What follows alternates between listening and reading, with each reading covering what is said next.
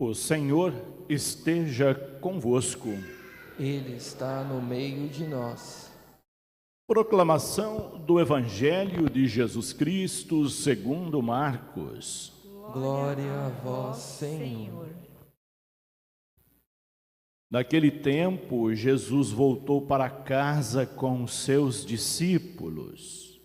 E de novo se reuniu tanta gente que eles nem sequer podiam comer.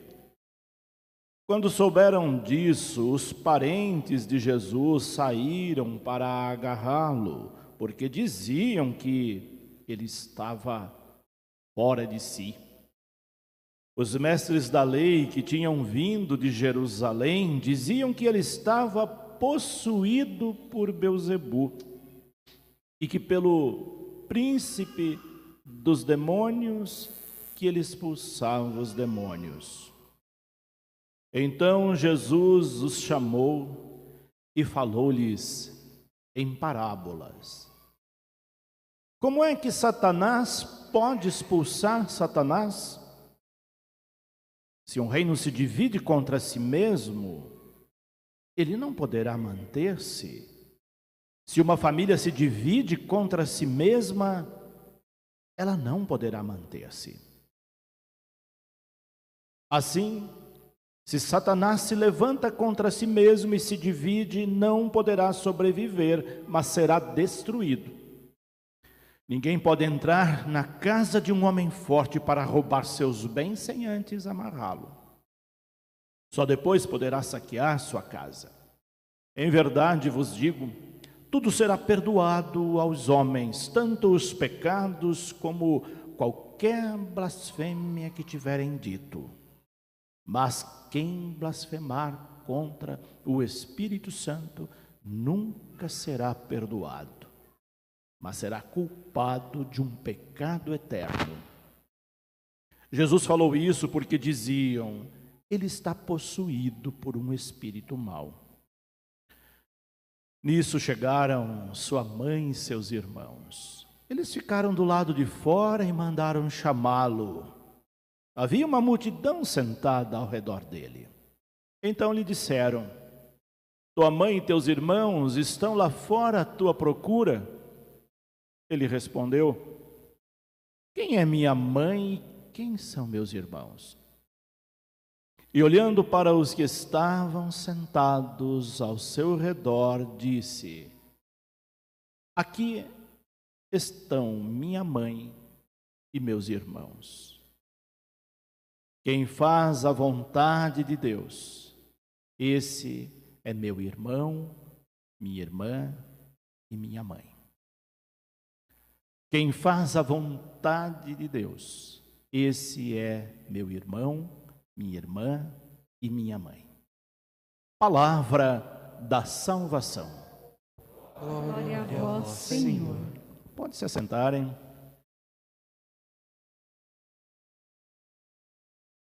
Depois de dois importantes tempos litúrgicos da nossa igreja, Quaresma e Páscoa, e depois de três grandes festas, ou melhor, solenidades, Ascensão do Senhor, Pentecostes e Santíssima Trindade, nós retomamos o tempo comum da liturgia. Retomamos na 10ª semana, porque já celebramos antes destes tempos 9 semanas. Desse tempo que é marcado pela vida pública de Jesus, pela sua missão e os desafios que Jesus enfrentou na missão. Olhando a missão de Jesus e os seus desafios, nós devemos olhar para a nossa missão na igreja e os desafios que nós enfrentamos na igreja e no mundo. E é disso que falam as leituras deste domingo, o 10º do tempo comum. A primeira leitura que nós ouvimos é um trecho do livro do Gênesis. que traz o pecado original. Traz quando o pecado entrou no mundo, quando a humanidade deu vazão ao pecado. E com a entrada do pecado no mundo, nós nos tornamos vulneráveis, sujeitos ao pecado.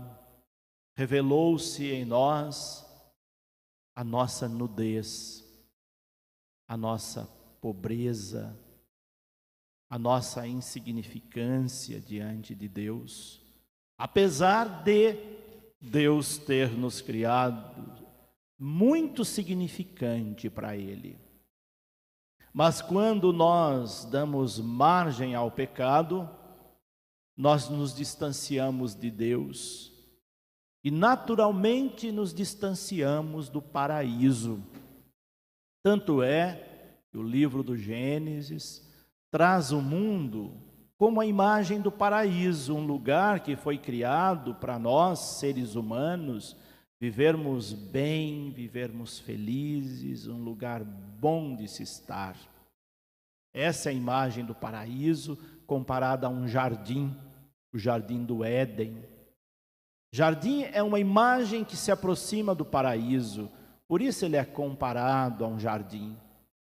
Só que não há jardim que resista quando nele se instalam pessoas que não estão preocupadas com o cuidado desse jardim e têm atitudes que destroem tanto o jardim quanto aqueles que vivem nesse jardim. Quem é esse ser destruidor? É o ser humano. É o ser humano que destrói o jardim criado por Deus, a casa comum que fala o Papa Francisco.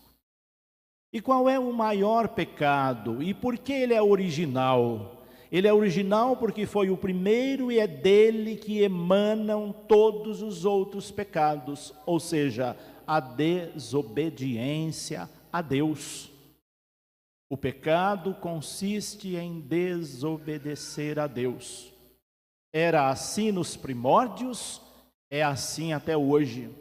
Toda vez que nós pecamos, nós estamos desobedecendo a Deus e obedecendo às serpentes deste mundo, que são inúmeras, das mais variadas formas e sempre com uma proposta tentadora.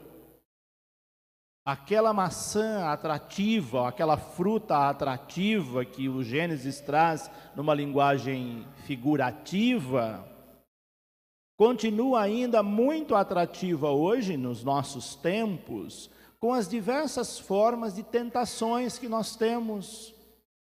Uma tentação é sempre apresentada como algo que é muito bom, senão nós não seríamos tentados a ela. Ninguém cai em tentação em coisas ruins, desagradáveis, feias. Nós caímos porque a proposta aparenta ser boa, muito boa. E é por isso que tanta gente cai em tantas armadilhas, em tantos pecados, e assim vai distanciando de Deus e do paraíso. Essa primeira leitura mostra para nós o pecado como evidência para mostrar que esse reino de Deus, cuja missão primordial é nossa de construí-lo nesse mundo, não vai acontecer se nós ficarmos ou continuarmos vulneráveis ao pecado. Nós distanciamos de Deus com o pecado, mas Deus não se distancia de nós. É isso que mostram as leituras seguintes que nós ouvimos, a começar pelo Salmo 129, que começa mostrando para nós clamores das nossas profundezas, dos nossos abismos, das nossas misérias. Por mais que nós estejamos lá no fundo do poço, quando nós clamamos a Deus, Ele nos escuta. Ele nos atende, porque Deus é infinita misericórdia. E aí o Salmo vai dizer que se Deus levasse em conta as nossas faltas, quem haveria de subsistir? Quem haveria de sobreviver? Ninguém. Todos nós somos muito pecadores, mas a misericórdia de Deus é muito maior. E é isso que nos dá sentido para continuarmos lutando contra as infinitas formas de pecado que existem no mundo e superá-los, porque Deus está sempre ali, dando uma oportunidade, dando-nos uma chance. Por isso não podemos perder a esperança. Temos que fazer como Israel, que mostra o Salmo, esperar no Senhor como o vigia espera pela aurora. É assim que temos que esperar no Senhor. Mesmo que estejamos numa noite escura dos nossos pecados, olhar para o horizonte de nossa vida e vislumbrar lá no horizonte os sinais da aurora de um novo dia, de um novo tempo, de um dia que vai clarear a escuridão da nossa vida. É Deus que enche o nosso coração dessa esperança. E é disso que vai falar também para nós a segunda leitura da carta de São Paulo aos Coríntios. Esta leitura vem falar desse infinito amor de Deus por nós. E pede que nós olhemos mais para as coisas invisíveis, as coisas do alto, as coisas de Deus, do que as coisas deste mundo, que são visíveis, mas são efêmeras, são passageiras, enquanto as coisas invisíveis são eternas, porque são de Deus. Tendo essa força em nós, nós estamos prontos para a missão e os seus desafios. É o que nos mostra o Evangelho de hoje.